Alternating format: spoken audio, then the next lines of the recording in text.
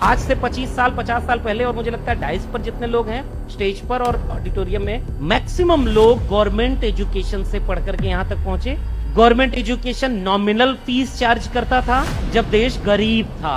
जब देश 5 trillion economy बन गया तो वो 5 ट्रिलियन इकोनॉमी वाला देश न्यू एजुकेशन पॉलिसी लॉन्च करके कहता है कि ग्रेजुअली हम इकोनॉमिक ऑटोनॉमी आपको देंगे, इंस्टीट्यूशन अब धीरे धीरे अपना फंड जनरेट खुद करेगा। और सच बताइए, क्या फीस महंगी हो रही है कि नहीं?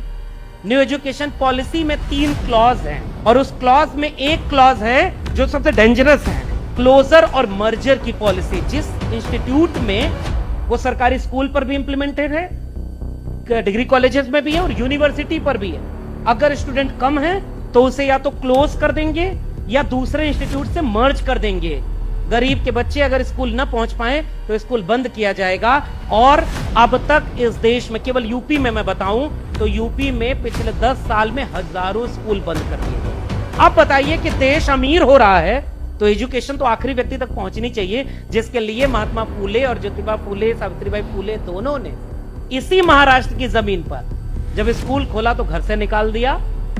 और पढ़ाने जाती थी सावित्रीबाई फूले तो 2 साड़ी लेके जाना पड़ता था क्योंकि पत्थर मारा जाता था। पूड़े और भिड़ेवाला की दीवारों पर एक किताब का रेफरेंस मैं ले रहा हूं, राइटर का नाम है सुनील खलनानी और उस किताब का नाम है इनकैर्नेशन।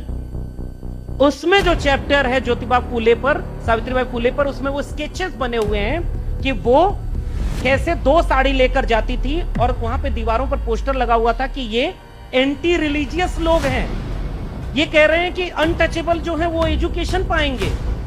हमारे यहां तो ये नहीं था, हमारे यहां तो कास्ट सिस्टम था, मुखस्य जायते ब्राह्मण, जो वर्ण सिस्टम है उससे डिसाइड होता था कि एजुकेशन सबको मिलेगी कि नहीं। ये वो किताब है कॉन्स्टिट्यूशन ऑफ इंडिया जिसने कहा कि इंसान अगर बराबर है तो सबको एजुकेशन मिलेगी, सबको वोट का अधिकार मिलेगा, इंसान और इंसान बराबर है। इसलिए मेरे लिए आज इस देश की सबसे बड़ी कोई किताब है तो भारत का संविधान।